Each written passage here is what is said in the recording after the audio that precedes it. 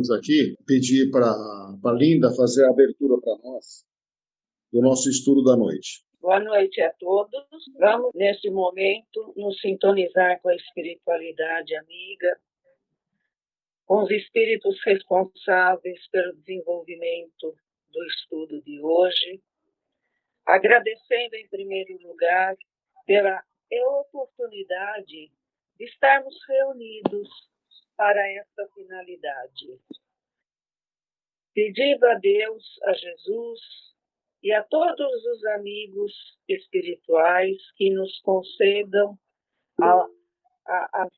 o entendimento necessário para este estudo, de forma a buscarmos com ele, aplicá-lo no nosso dia a dia, através da nossa melhora interior.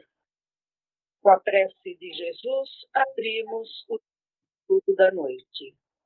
Pai nosso, que estais nos céus, santificado seja o vosso nome, venha a nós o vosso reino, seja feita a vossa vontade, assim na terra como no céu.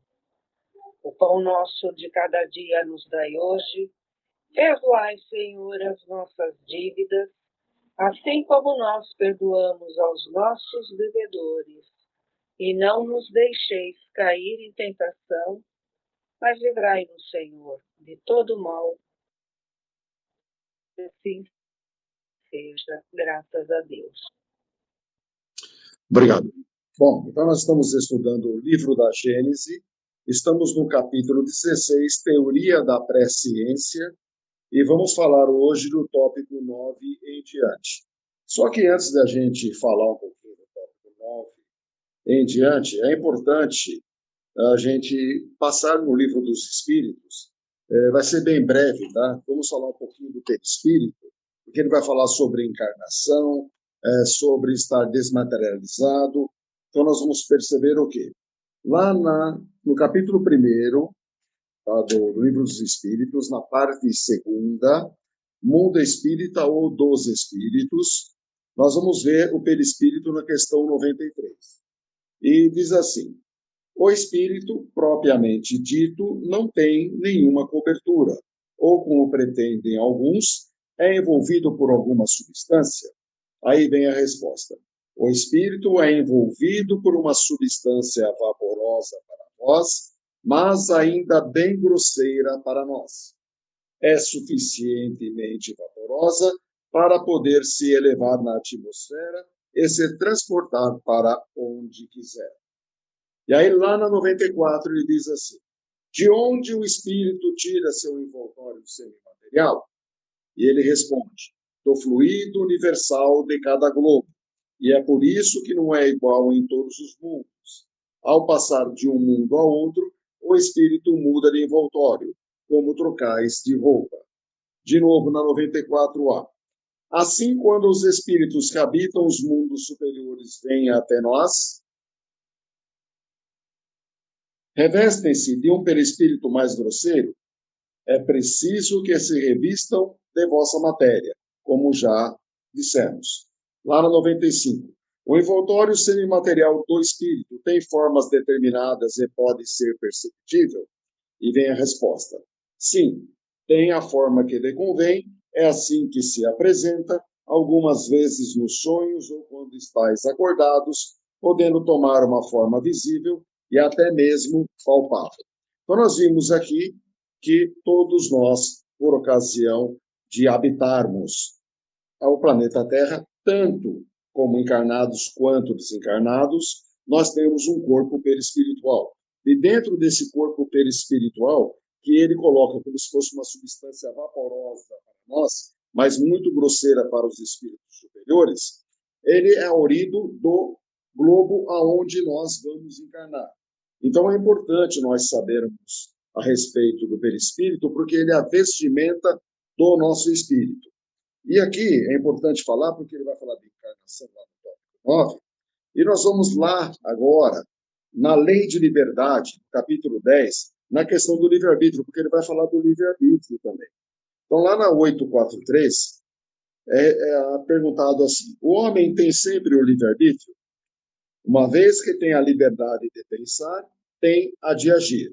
Sem o livre-arbítrio, o homem seria como uma máquina.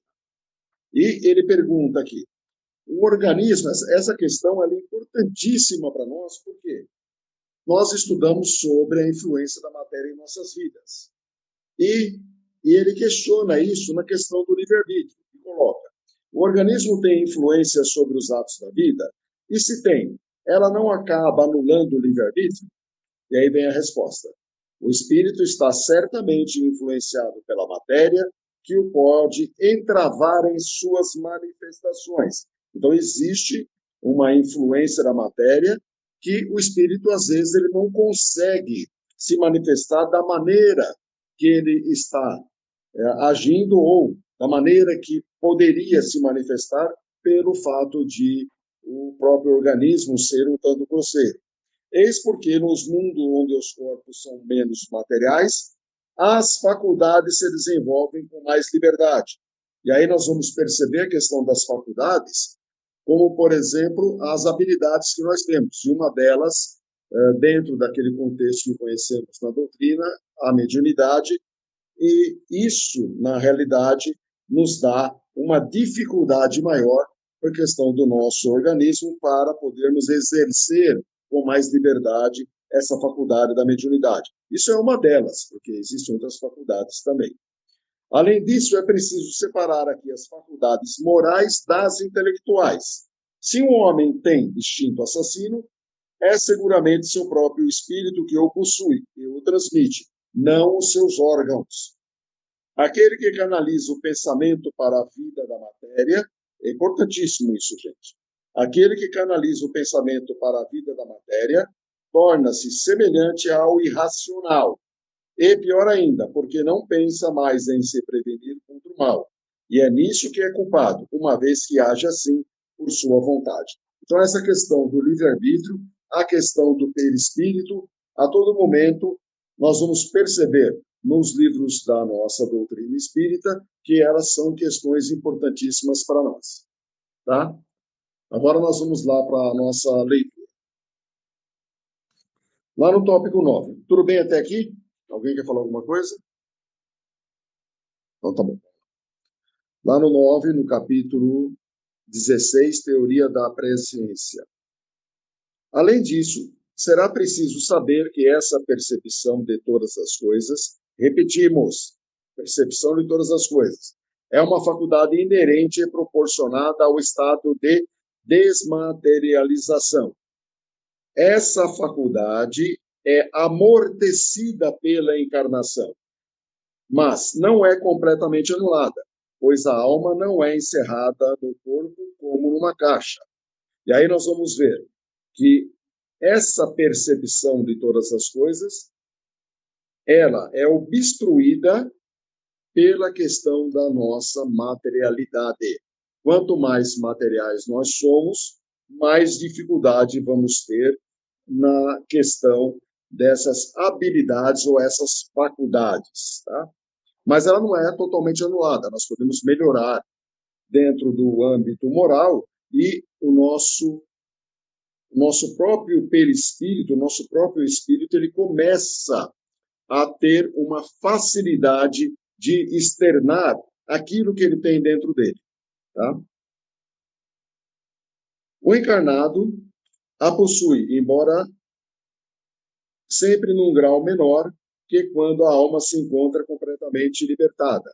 É isso que dá a certos homens um poder de penetração, que falta totalmente a outros. Uma justeza maior no golpe de vista moral, uma compreensão mais fácil das coisas extras materiais. Então, nós vemos que quanto mais estivermos aptos no âmbito moral, a nossa visão, a nossa penetração será cada vez maior. E as nossas faculdades, elas serão liberadas. Ou seja, o próprio organismo não vai mais obstruir a nossa liberdade de ação.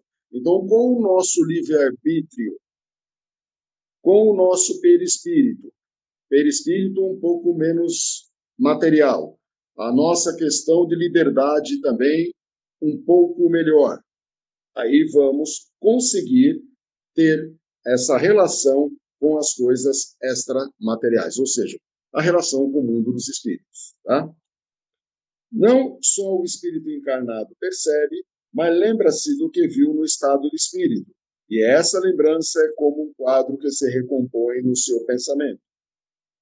Na encarnação, ele vê, porém, vagamente, como através de um véu. No estado de liberdade, ele vê e concebe claramente.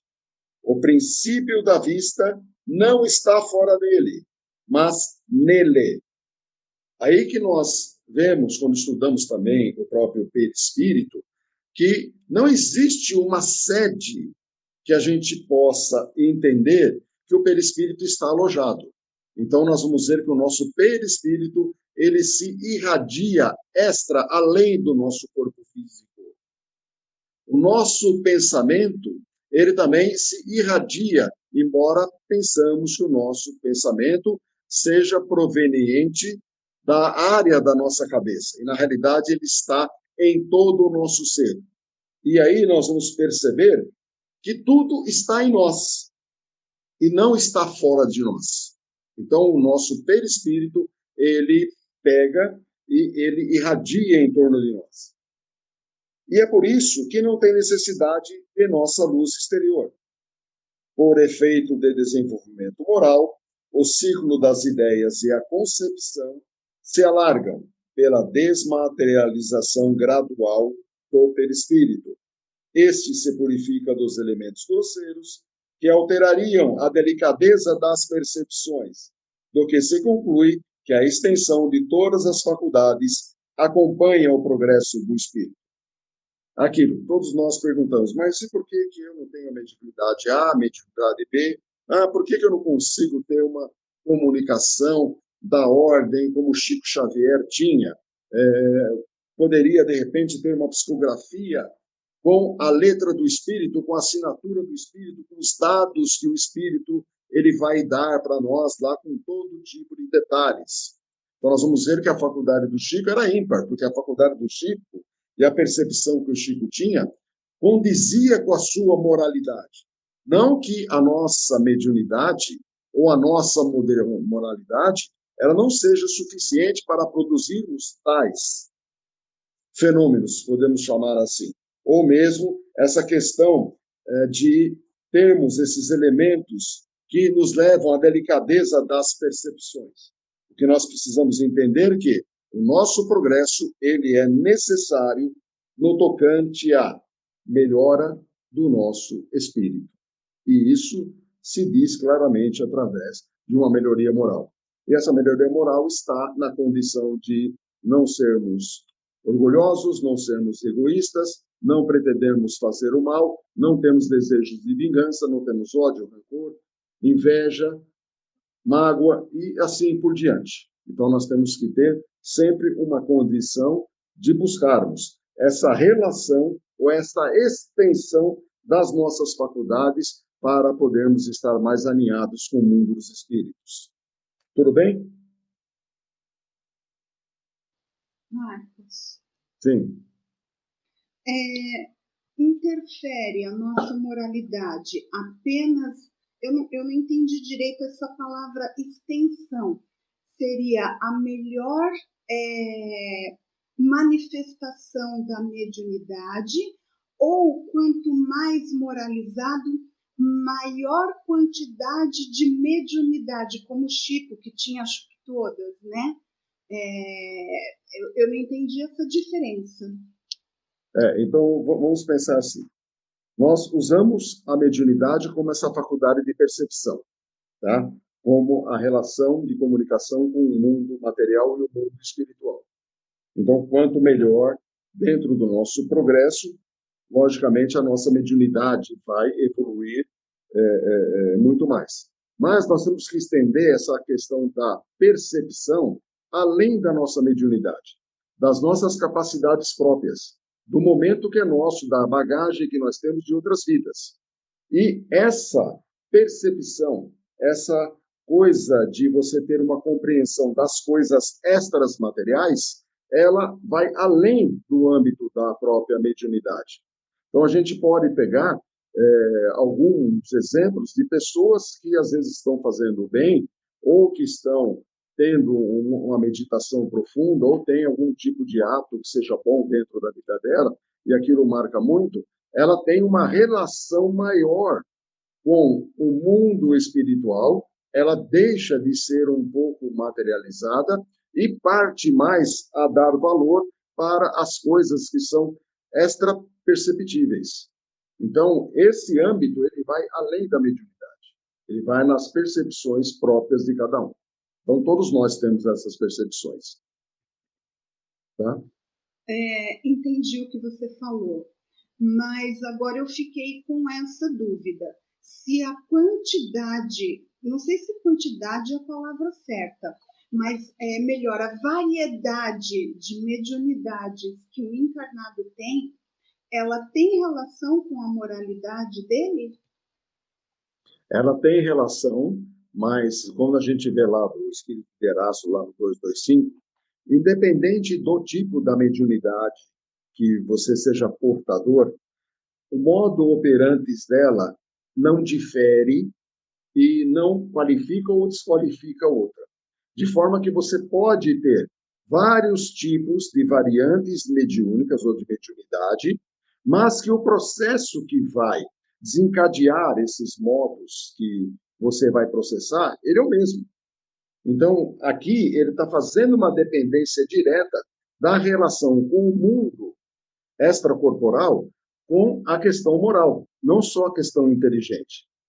E lá o Espírito de Erasto explica para nós o cabedal da vida atual, somatizado ao cabedal da vida anterior, mais a assistência da inteligência dos espíritos que passam as informações, buscam no nosso inconsciente e se somatiza isso, e isso é levado a efeito no tocante a gente ter essa comunicação com o mundo físico.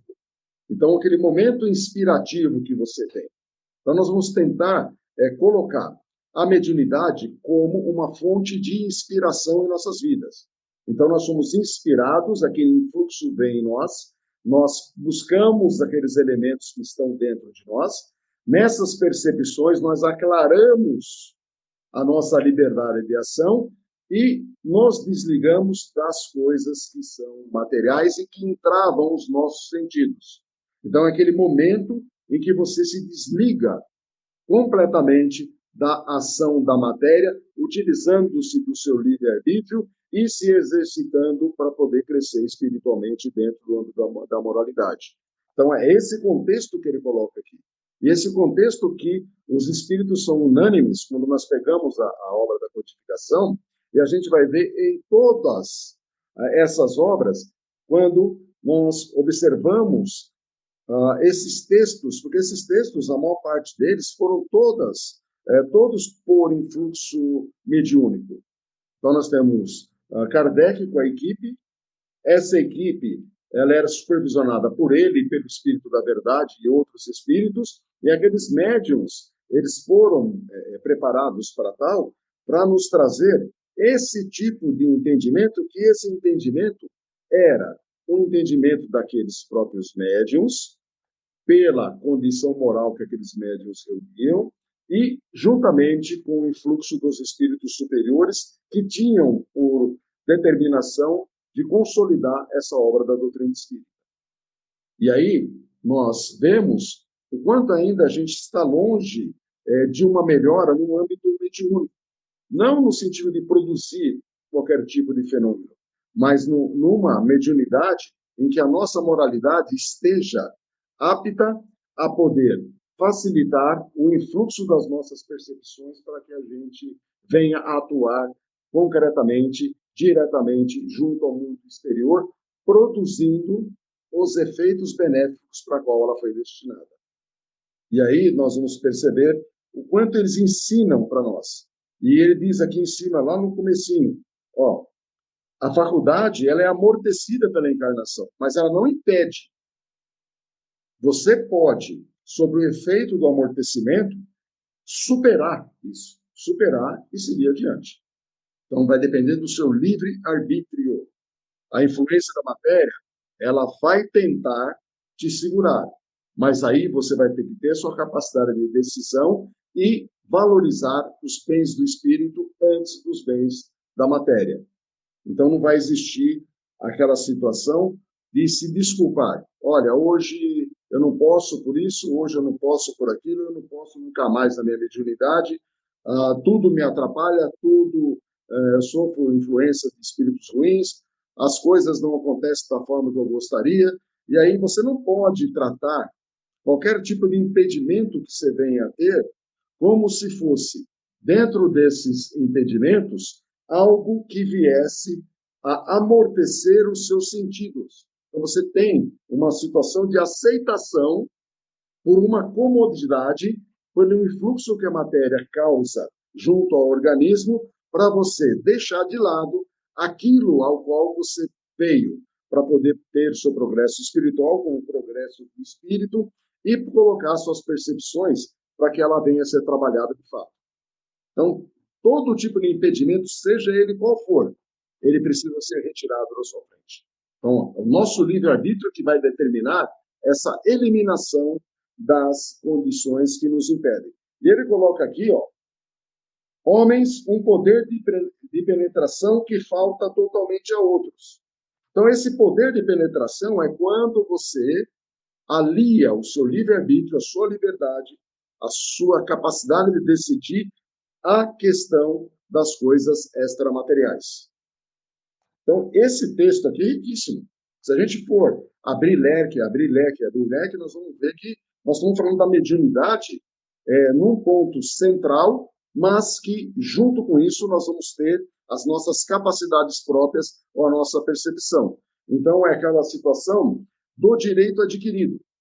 Então, nós passamos aí 40 encarnações processando determinado tipo de situação, e essa situação ela já foi absorvida por nós. Então, nós não temos mais que passar por ela. Então, nós estamos num degrau além daqueles que ainda continuam naquela mesma situação.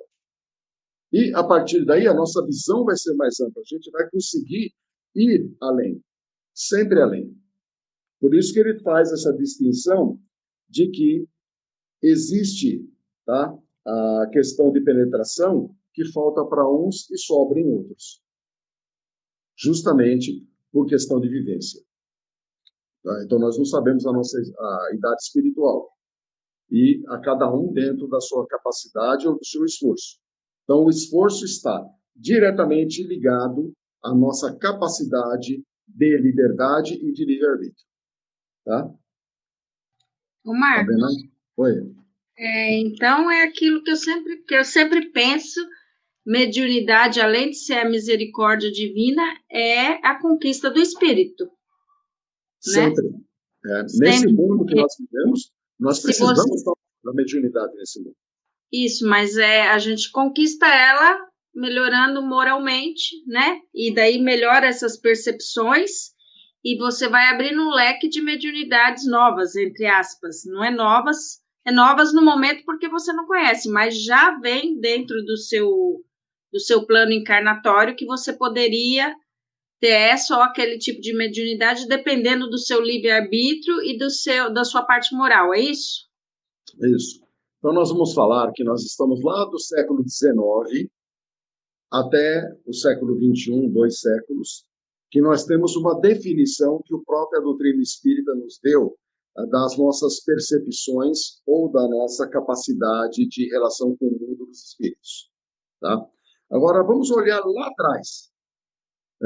Época de Jesus, antes da época de Jesus, o homem sempre teve suas percepções. E as percepções que ele tinha, podemos até chamar de mediunidade. Então, nós vamos ter a mediunidade, como muitos tinham de cura, alguns faziam a imposição de mãos, vê lá no Egito Antigo, tem vários desenhos nas paredes e que mostram os sacerdotes com imposição de mão. De uma forma ou outra, aquilo é uma mediunidade. Só que não era chamada de mediunidade na sua época. Era uma capacidade de penetração que aqueles espíritos tinham e que eles conseguiam ir além das capacidades dos homens comuns, se podemos assim chamar. Então, aqueles sacerdotes eram os médiuns antigos. como os profetas eram os médiuns antigos. De forma que a mediunidade, ela existe no homem desde o momento em que o homem encarna aqui nesse planeta, ou em outros planetas aí, e que ele tem uma condição muito mais materializada desde o início dos tempos. E há 2 séculos que nós sabemos, entre aspas, que isso se chama mediunidade, essa capacidade de comunicação com o mundo extracorpóreo. Então, nós acreditamos no mundo extracorpóreo, temos essa capacidade de relação com o mundo extracorpóreo, e, a partir daí, essa nossa mediunidade, ela não tem 2 séculos. Essa capacidade de percepção, ela não tem 2 séculos. Ela tem toda a trajetória do nosso espírito, onde nós vamos acumulando bagagens, e, dentro delas, essa condição da ter esse poder de penetração. É isso que ele coloca e deixa bem claro aqui para nós. Então, quanto mais a gente estudar, quanto mais a gente evoluir, nós vamos somatizar, se quiser chamar de muito mais mediunidades, por que não? Podemos chamar de muito mais mediunidades. Mas a gente volta lá no Erasto e lá bem claro, independente do tipo da mediunidade que você externe, o meio que ela processa, que ele é o único que vem da soma dos cabedais, vida anterior, vida atual, espíritos. Por isso que pede que, para o médium ser um bom instrumento, que ele se instrua. E aí nós temos um mandamento da doutrina espírita. Espíritas, amai-vos e instruí-vos. Ou seja, aprender a amar, melhorar moralmente. Instruir-vos, estude, aprenda, viva, vença as dificuldades, enfrente as dificuldades com bastante liberdade e com bastante decisão. Então, não deixe que as dificuldades venham e tomem conta de você. Porque a partir do momento que você deixa a dificuldade tomar conta de você, você está atribuindo a Deus uma condição dele ser injusto. Porque Deus nos dá a cruz do tamanho que nós podemos carregar. Ele nunca vai colocar um peso extra para nós. Se ele dá no tamanho que nós podemos carregar, o próprio texto diz, podemos carregar, então a gente pode carregar. Então, por comodismo, por preguiça, por falta de capacidade de decisão, ou por qualquer tipo de impedimento, nós vamos largar a cruz do lado? Nós vamos sentar do lado da cruz e ficar chorando? De forma nenhuma. E por isso que ele coloca aqui, que a extensão de todas as faculdades acompanha o progresso do espírito. E que existe a questão de que o homem tem um poder de penetração maior e que falta totalmente a outros. Então, vamos ter nós, já que nós estamos estudando e conhecendo a vida espiritual por antecipação, vamos ter nós essa capacidade de penetração. E vamos deixar os outros ao seu tempo. Mas que o nosso exemplo sirva para esses outros. Se a gente não pode pegar na mão da pessoa e trazer a pessoa conosco, pelo menos vamos deixar a pessoa buscar em nós, porque ela vai perceber que existe alguma coisa que vai lhe chamar a atenção e, no momento, ela vai despertar. A gente não pode obrigar ninguém, muito menos violentar o livre-arbítrio de quem quer que seja, em momento algum. Tá? Marcos, posso Oi. falar? Sim, pode. No filme do Divaldo, tem um momento que ele chega numa casa espírita, no momento de um trabalho, e tem uma senhora que oferece alguns livros para ele aprender, entender, que ele estava bem no começo, ainda não entendia muito, e ela dá um show de entendimento, ela entendia tudo, ela explicou tudo para ele, e no momento ele pega o livro como que quisesse perguntar, e ela disse para ele assim, eu não sei ler, eu sou analfabeta. Então, no caso, é só cabedal, né? Sim, é só cabedal. Porque, assim, o fato de não saber ler não justifica, de repente, assumir uma derrota. Não justifica. E hoje, tanto para, vamos dizer assim, século XXI, tanto para cego, surdo e mudo, nós vamos ter as obras que são adaptadas para qualquer pessoa, inclusive os analfabetos, tá? além dos deficientes físicos, os analfabetos, para que eles possam entender. Ninguém está impedido. Ninguém está impedido. Ninguém. Então, isso que é essa coisa de você ter uma compreensão das coisas extramateriais de uma forma que você vai ter uma capacidade de penetração de acordo com a sua vontade ou a sua liberdade de poder crescer espiritualmente.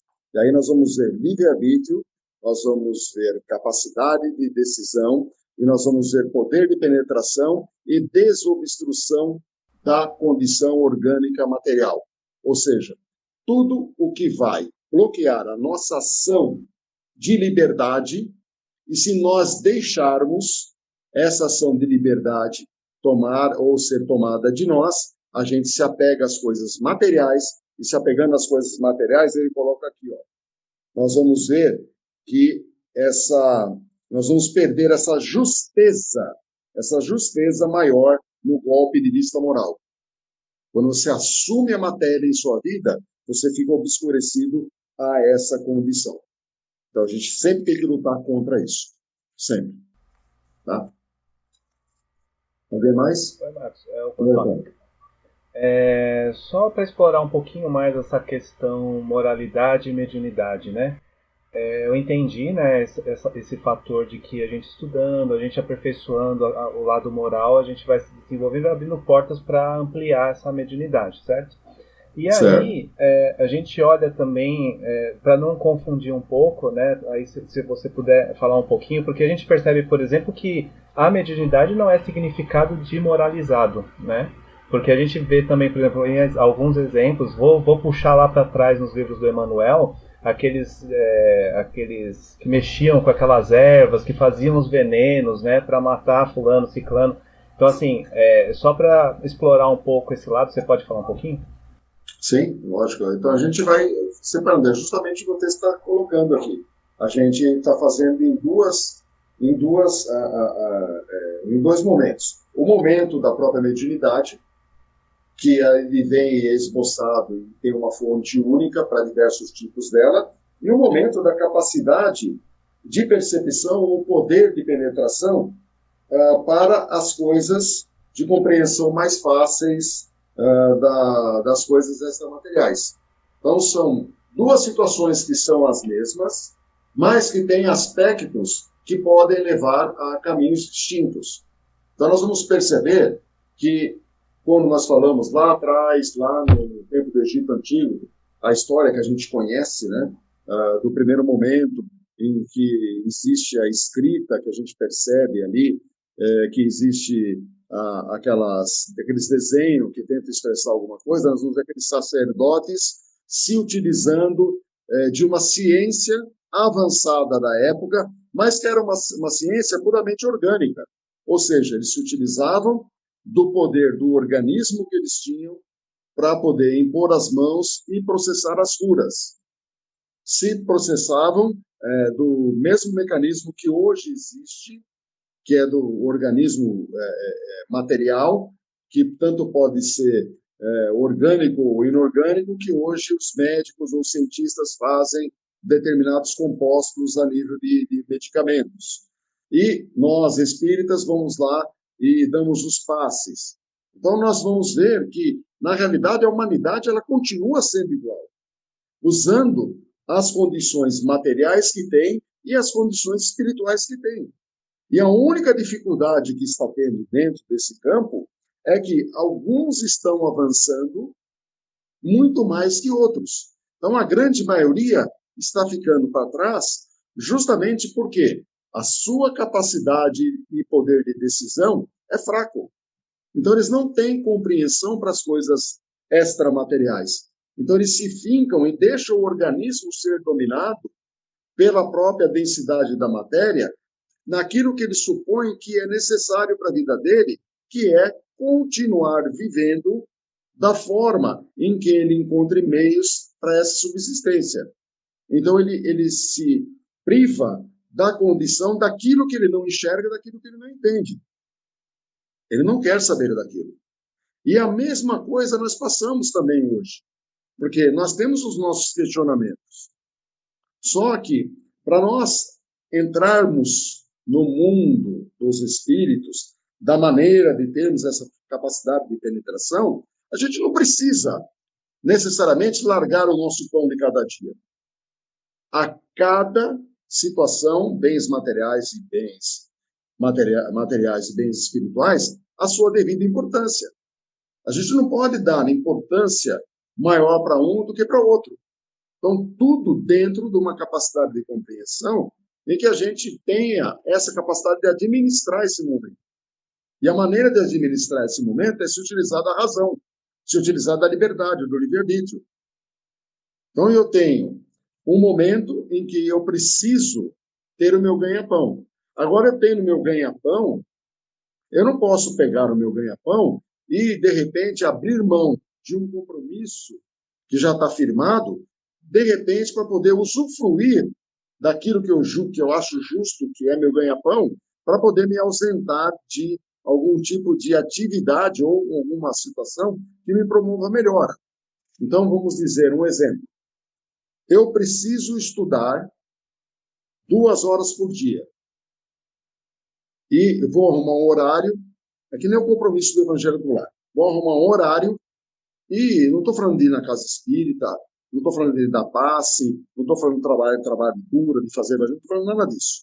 Vamos falar da nossa disciplina mental. Nossa disciplina mental. Então, nós sabemos que precisamos estudar. Se nós somos espíritas, nós temos amai-vos e instruí-vos. E é difícil amar um ao outro. A gente tem que... Então, a gente vai para o caminho mais fácil. O caminho mais fácil é se instruir. E aí, por consequência, quem sabe a gente consegue chegar no amar. Tá? Eu tenho lá 2 horas por dia ou 2 horas por semana. E, de repente, eu começo a quebrar esse ciclo. Isso é uma maneira grosseira de falar. Eu começo a quebrar esse ciclo. Eu começo a dar importância a alguma outra coisa que, às vezes, não vai me elevar em nada. Ao contrário, vai me desviar do caminho da minha disciplina. Porque a gente, quando a gente assume alguma coisa, a gente tem que ser rigoroso com aquilo. Ou não assume. Então, é essa frouxidão que a gente não pode ter. Essa frouxidão a gente não pode ter. Então, a gente tem que construir um hábito todos os dias da nossa vida. Olha, eu não posso ficar 2 horas por dia ou 2 horas por semana estudando. Não tem problema algum. Estude 10 minutos por dia. Não vai matar ninguém. Isso é só um exemplo para a gente ver que, às vezes, numa coisa que é pequena, a gente está pecando. A gente não está se esforçando para que aquilo melhore ou a gente vá adiante. Então, nós perdemos muitas oportunidades.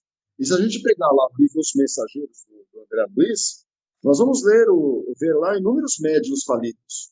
Inúmeros médiuns que justamente fizeram essa opção pela liberdade que tinham de não exercer, não vou dizer a tarefa mediúnica, mas de não exercer a condição de se elevar espiritualmente. E como é que você se eleva espiritualmente? É não tendo sentimentos ruins. É você trabalhando os seus sentimentos. Não é trabalhando na casa espírita, que vai dizer que você é um médium que faliu ou um médium que evoluiu. Não é isso. Quando a gente pega lá o exemplo de Chico Xavier, que é tudo para nós vamos perceber o seguinte. Chico trabalhava no seu centro, no centro dele. Tá? Então, ele ia lá 1 ou 2 vezes por semana, ou ia 1 vez por semana. O resto das suas atitudes eram feitas em campo. Então, ele tinha a atribuição do trabalho dele, ele, chegando no trabalho dele, ele ficava até de madrugada escrevendo os livros dele. Ele tomou aquela decisão. Ele não deixou falar, eu cheguei do trabalho agora, eu vou deitar. Porque ele estava vendo o quê? Ele estava vendo um futuro para ele. Ele não estava vendo um sofá de futuro. Ele não estava vendo uma preguiça de futuro. Porque ele crê em Deus e sabe que ele está aqui para trabalhar. E é isso que a gente tem que pensar.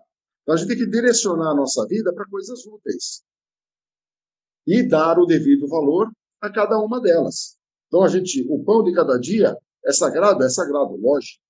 e ninguém pode obstruir a sua capacidade de trabalho em favor de um trabalho espiritual. Isso não existe também. Os espíritos nem pedem isso para nós. Mas no momento das suas horas livres, dentro da sua disciplina, você deve buscar fazer alguma coisa útil. E é justamente nesse campo que a gente vê as percepções que são natas em nós ou inatas em nós, e a questão da própria mediunidade, que é essa capacidade de relação com o mundo, entre o mundo físico e o mundo espiritual. Eu não sei se ficou de acordo com o que eu expliquei ou não.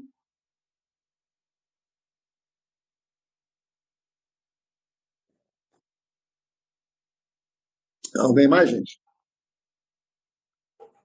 Não sei se vai dar tempo de fazer o 10, porque já são 8h11. A gente vai ter mais uns 9 minutos, mais ou menos. Antônio, agora que está valendo a 1 hora, já está valendo essa 1 hora, não?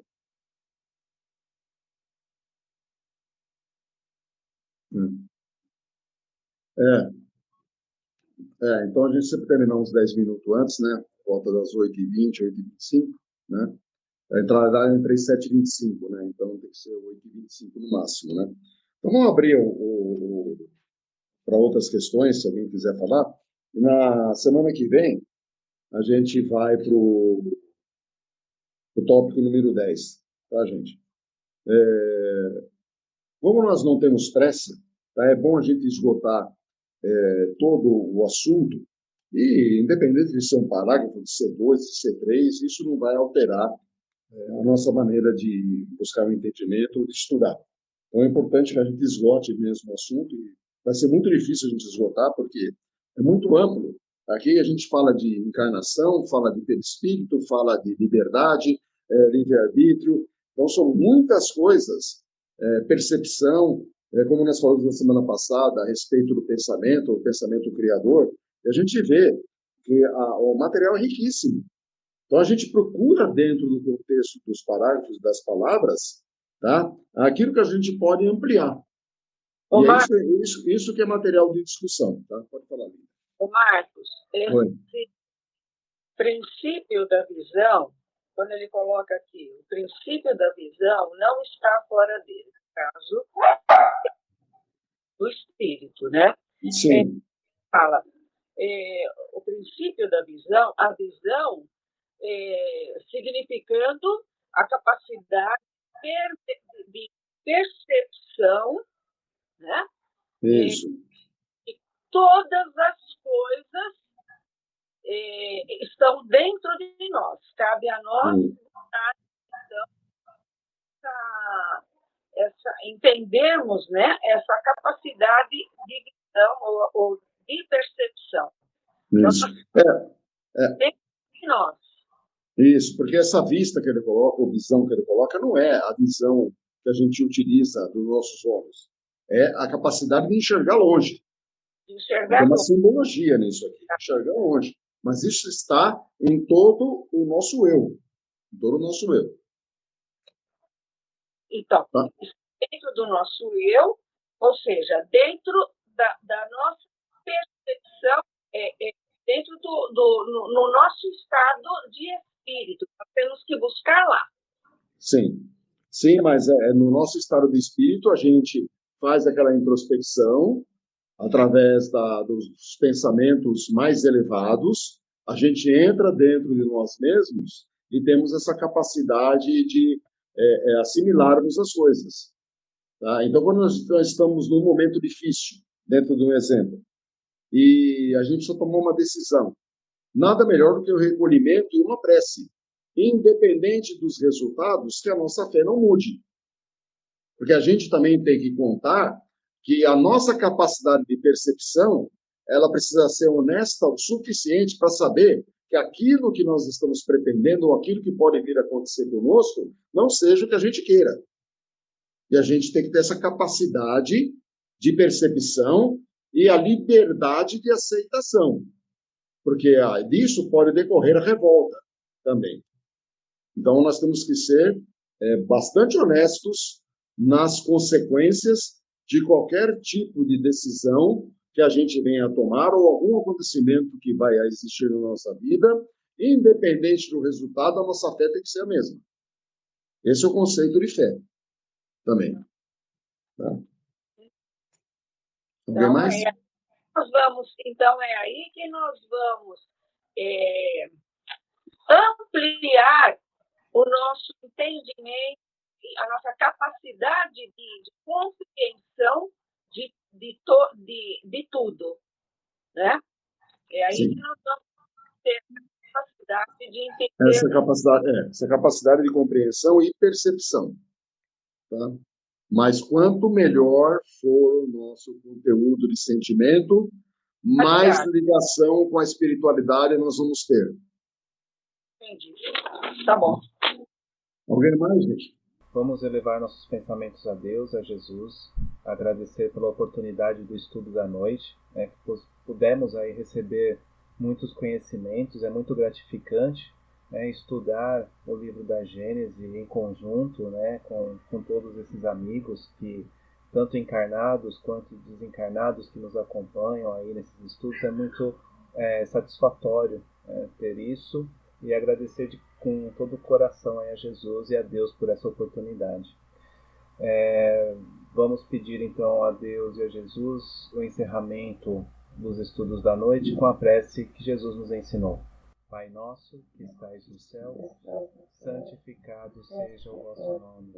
Venha a nós o vosso reino. Seja feita a vossa vontade, assim na terra como no céu. O pão nosso de cada dia nos dai hoje. Perdoai, Senhor, as nossas dívidas, assim como nós perdoamos aos nossos devedores. Não nos deixeis cair em tentações, mas livrai-nos, Senhor, de todo mal. Que assim seja, graças a Deus, graças a Jesus. Uma boa noite a todos.